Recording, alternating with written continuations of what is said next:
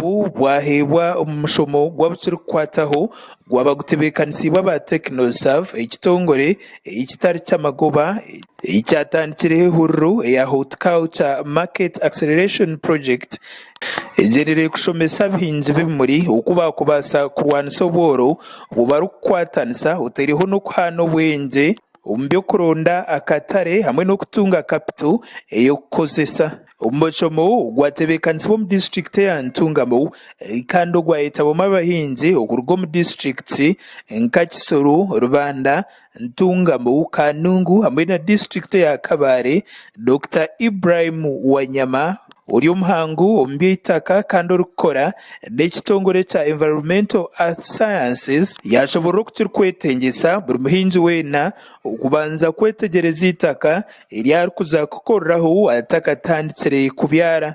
Ogu yashoborera emiringo etari emwe n'emwe ey'abahingi bashemereire kubanza kukozesa okuheereza itaka ryabo ekiriisa batakatandikire kurukoreraho. So for the farmers to produce sustainably, soil health is very, very important. So here we assessed that soil health and we identify that farmers have to apply some nutrients and also have to apply both organic and inorganic nutrients and also encourage agroforestry and mulching, irrigation. We engaged them to this study which is aimed at helping us as a project and you as partners to understand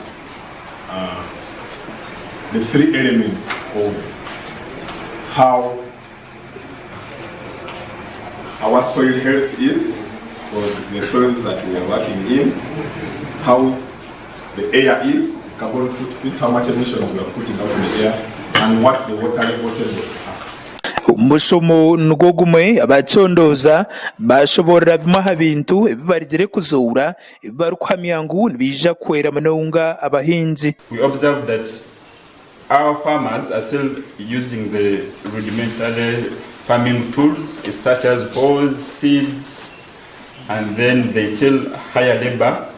Use of machinery was only observed in Kanungu. Umuhendo gwa phosphorus na nitrogen na potassium muke muno haza no basa kukireba otano bakwa batizire kukibira itaka ryawe no basa kurebera signs z'ekishingwa n'ingashi even grasses ibinyasi bimedro mu rwaje kuza kwinga ecyo kubanza itaka ryano buramo nitrogen ekingwa cyawe kitandika kuba yero iba biryona kutandikira hasi bikuzahiga nobo buhinzi n'oburiisa butebembeire omukubeisaho abantu omu ihangeri obu burikwereza abantu bucweka nshanju aharigana emirimo omu ihangeri nibukitunga oburemeezi bw'amaani ahabw'empindahinduka y'obwire. Ekitongore ekya TechnoServe obwahati nikihwera abahinzi omu ihanga ryona obu kirikubatendeka okuba kubaasa kukora bakakora n'amagoba